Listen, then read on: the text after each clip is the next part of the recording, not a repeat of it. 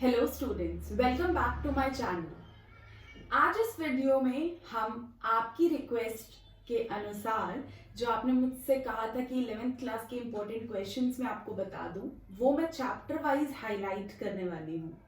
इसका मतलब ये नहीं है कि यही क्वेश्चंस जो हैं वो एग्जाम पॉइंट ऑफ व्यू में आएंगे, या आप ये ना समझें कि ये बिल्कुल वही क्वेश्चंस हैं जो क्वेश्चन पेपर पे डोमिनेट करते हुए क्वेश्चन है। स्पेशली मैं अपने ही स्टूडेंट्स से बात कर रही हूँ यहाँ पर, तो वो बिल्कुल भी ना सोचें कि मैं अपना पेपर जो है वो यहाँ पर बताने वाली हूँ। मैं टोटली इस चीज को ध्यान में रखते हुए, उस सैंक्टिटी को मेंटेन करते हुए सिर्फ आपको कुछ इंपॉर्टेंट क्वेश्चंस बताने वाली हूँ जिसमें आप प्रिपेयर कर सकते हैं। तो जनरली ये मैं आपको टॉपिक वाइज बताऊंगी।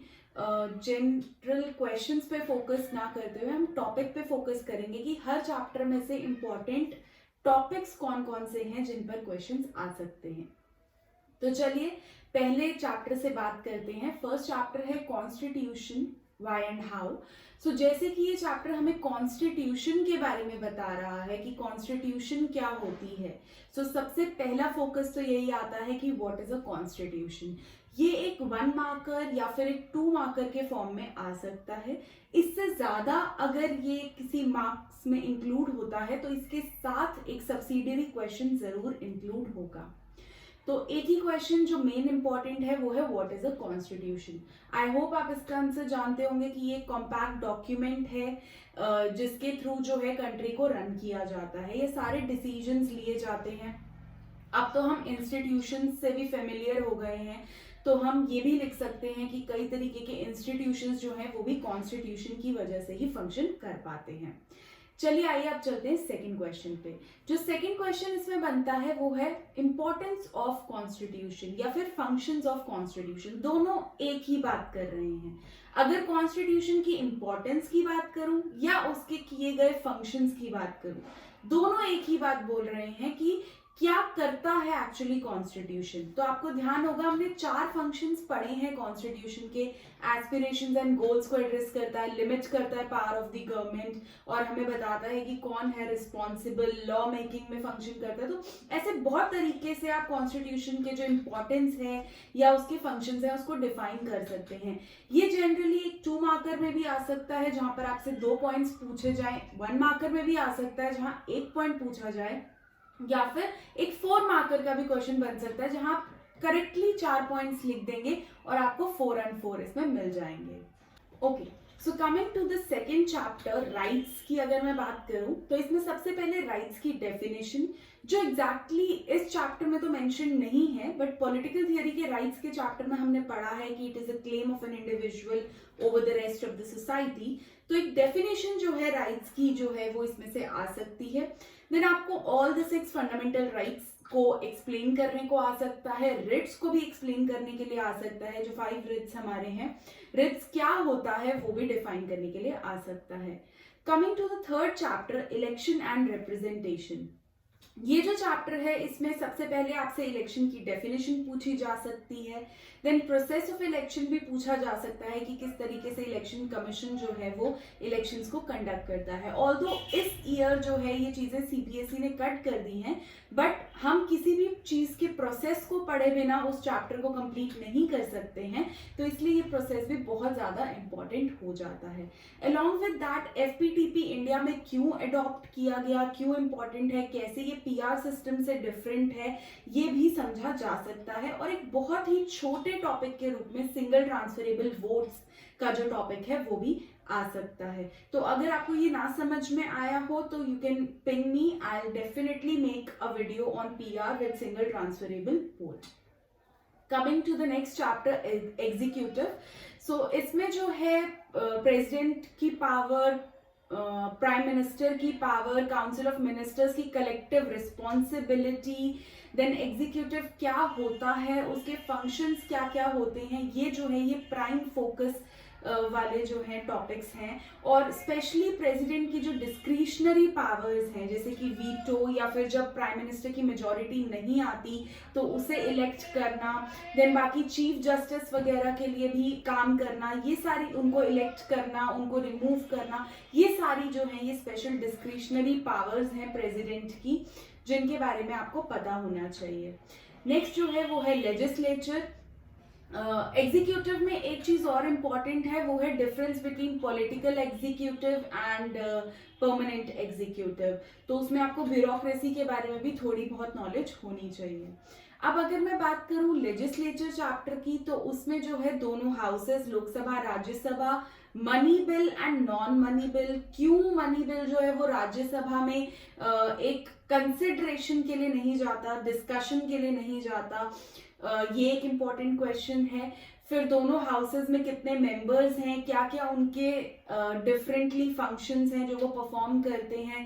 देन लेजिस्लेचर की इम्पोर्टेंस क्या है, क्यों लेजिस्लेचर आज के टाइम पर जुडिशरी के सामने कमजोर पड़ रहा है, ये एक बहुत इंपॉर्टेंट क्वेश्चन है। जुडिशरी की बात करूं तो ओरिजिनल, एपिलेट, एडवाइजरी ज्यूरिसडिक्शन, यानी तीनों jurisdictions of supreme court. Then hierarchy क्या है जो कोर्ट्स हैं उनकी, supreme court, high court, then district court. और जो भी मेन प्राइम फंक्शन है, अगेन जुडिशियल एक्टिविज्म बहुत ज्यादा इंपॉर्टेंट है, PIL, SAL बहुत ज्यादा इंपॉर्टेंट है कि क्यों अब जुडिशरी एक लीड लेने लगा है ओवर एग्जीक्यूटिव एंड लेजिस्लेचर। और यहाँ पे आप Kesavananda Bharati case and right to property को बिल्कुल भी ना भूलें, जो फंडामेंटल राइट्स में से रिमूव कर दिया गया था।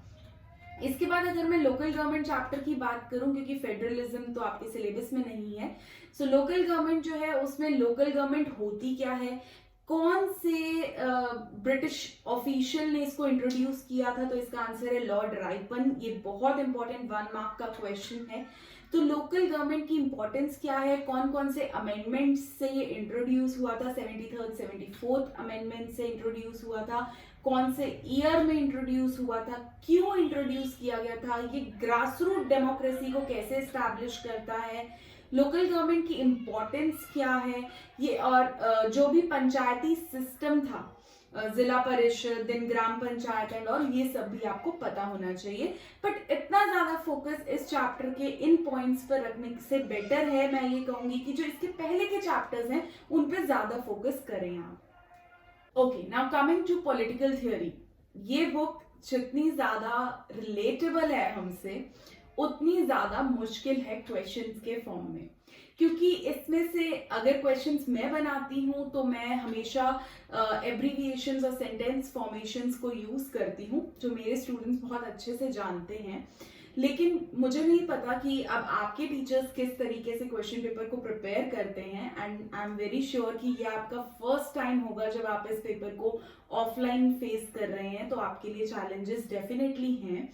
बट पॉलिटिकल थियरी की एक बहुत ही खास बात ये है कि ये खुद से रिलेट हो जाती है, और ये चीज आप कॉन्स्टिट्यूशन एट वर्क में नहीं कर सकते। वहां पर जो फंक्शन लेजिस्लेचर परफॉर्म करता है आपको वही लिखना पड़ेगा। कैसे एग्जीक्यूटिव लेजिस्लेचर को चेक करता है, ये भी एक बहुत इंपॉर्टेंट टॉपिक है। तो इसमें भी आपको एग्जैक्टली लिखना पड़ेगा कि क्वेश्चन आर क्या है, 0R क्या है। आप अपने मन से कुछ नहीं बना सकते हैं। लेकिन पॉलिटिकल थियोरी जो डील करता है इक्वालिटी, फ्रीडम, जस्टिस, ये आपसे रिलेट होने वाले टॉपिक्स हैं, और इन पे आप बहुत आराम से, बहुत एक्सपैंडेड फॉर्म में जो है आंसर को लिख सकते हैं। तो ये फायदा पॉलिटिकल थियोरी में आपको मिलता है over Indian constitution at work. And I think कि एंड ऑफ द सिलेबस जो है वो हमेशा से अनक्वेश्चन रह जाता है, तो हर टीचर जो है वो ज्यादा फोकस पॉलिटिकल थियोरी पे करते हैं, क्योंकि आगे भी पॉलिटिकल थियोरी जो है वो आपको बहुत ज्यादा हेल्प करती है जब आप ग्रेजुएशन या पोस्ट ग्रेजुएशन में पॉलिटिकल साइंस को चुनते हैं। चलिए आइए अब आते हैं इसके फर्स्ट चैप्टर पे, व्हाट इज पॉलिटिकल थियोरी। तो जैसा कि नाम बता रहा है व्हाट इज पॉलिटिकल थियोरी, तो यहाँ पर पॉलिटिक्स क्या है, पॉलिटिकल थियोरी क्या है, बहुत ज्यादा इंपॉर्टेंट टॉपिक्स हैं। फिर आपने देखा होगा कि पॉलिटिकल थियोरी हम पढ़ते क्यों हैं, और पॉलिटिकल थियोरी की इंपॉर्टेंस क्या है। ये सभी मिलजुल कर जो है एक कॉमन सा क्वेश्चन बन जाता है कि पॉलिटिकल थियोरी रेलेवेंट क्यों है, क्यों पढ़ते हैं हम उसे। तो ये जो है एक बहुत ही इंपॉर्टेंट टॉपिक बन जाता है इस चैप्टर से। इसके अलावा इस चैप्टर में और कुछ भी नहीं है। कमिंग टू इक्वालिटी, इक्वालिटी में आप देखेंगे equal treatment for equals, differential treatment, affirmative action. Equality क्या है, ये अपने आप में एक बहुत इंपॉर्टेंट क्वेश्चन है। फ्रीडम की अगर मैं बात करूं तो different types of freedoms with special reference to freedom of expression, क्योंकि इस टाइम हम देख रहे हैं कि फार्मर्स प्रोटेस्ट चल रहा है, तो कहीं ना कहीं वो फ्रीडम ऑफ एक्सप्रेशन से रिलेटेड है, कहीं ना कहीं वो जस्टिस की डिमांड से रिलेटेड है। तो उससे रिलेटेड क्वेश्चन जस्टिस में भी आ सकता है और कहीं ना कहीं फ्रीडम ऑफ एक्सप्रेशन में भी आ सकता है। तो फ्रीडम ऑफ एक्सप्रेशन एक बहुत इंपॉर्टेंट लॉन्ग क्वेश्चन बनता है। उसके साथ negative positive liberty, JS Mill के views, then self regarding, other regarding actions, ये सभी जो है वो इसमें बहुत इंपॉर्टेंट क्वेश्चंस हैं। सोशल जस्टिस की बात करूं तो सोशल जस्टिस होता क्या है और वो जस्टिस से कैसे अलग है। जस्टिस हमने पढ़ा कि एक ड्यू है of the individual over the society, but social justice की अगर मैं बात करूं तो वो कॉन्क्रीटली सोसाइटी की बात करता है कि सोसाइटी में रह करके जस्टिस क्या है। कास्ट, क्लास, जेंडर, इनके डिफरेंसेस ना होना ही असल में सोशल जस्टिस है। तो सोशल जस्टिस की डेफिनेशन आ सकती है, plus Rawls theory of justice बहुत ही ज्यादा इंपॉर्टेंट टॉपिक है।